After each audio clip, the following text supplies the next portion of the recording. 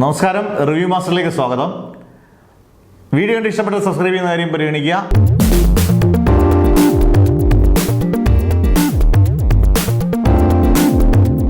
ഒരു ചെറിയ ചിത്രം, പ്രേമലു. ചെറിയ ചിത്രം എന്ന് പറയുമ്പോൾ എനിക്കിത് വലിയ ചിത്രമായിട്ടാണ് ഞാനിതിനെ. വലിയ ചിത്രം എന്ന് പറഞ്ഞാൽ ഒരുപാട് പ്രതീക്ഷയോടെയാണ് ഈ സിനിമ കണ്ടത്. ആ പ്രതീക്ഷയ്ക്ക് അപ്പുറത്തേക്ക് ഈ സിനിമ തന്നു. ഗംഭീര കളക്ഷനാണ് ഈ സിനിമ നേടുന്നത്. ലോകമെമ്പാടുമായിട്ട് ഈ വെള്ളിയാഴ്ച വരെ, അതായത് 16-ാം തീയതി വരെ നേടിയ കളക്ഷൻ ഏകദേശം 25 കോടി രൂപയാണ് world wide collection. Official collection അല്ല, ഈ പറഞ്ഞ ട്രേഡ് അനലിസ്റ്റുകളുടെ കളക്ഷൻ തെറ്റാറില്ല അങ്ങനെ ഇപ്പോൾ ഉള്ളതൊന്നും. 25 കോടി രൂപയ്ക്കെടുത്ത് ഈ ഒരു ചെറിയ ചിത്രം, വലിയ നസലിനും നമ്മുടെ അമിത ബൈജു ഒക്കെ ഉള്ളൂ. പക്ഷേ ഇതിനകത്ത് ഏറ്റവും സൂപ്പർ താരം വേറെ ഒന്നുമല്ല, ഇതിൻ്റെ ഡയറക്ടർ തന്നെയാണ്.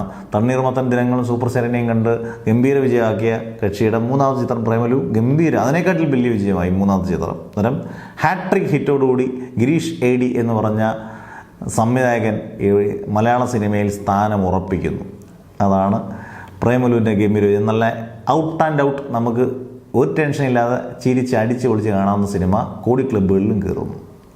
അന്നേരം നമുക്ക് എല്ലാ സിനിമകളും വിജയിക്കുന്നു, ഒരുപാട് സിനിമകൾ വിജയിക്കുന്നു.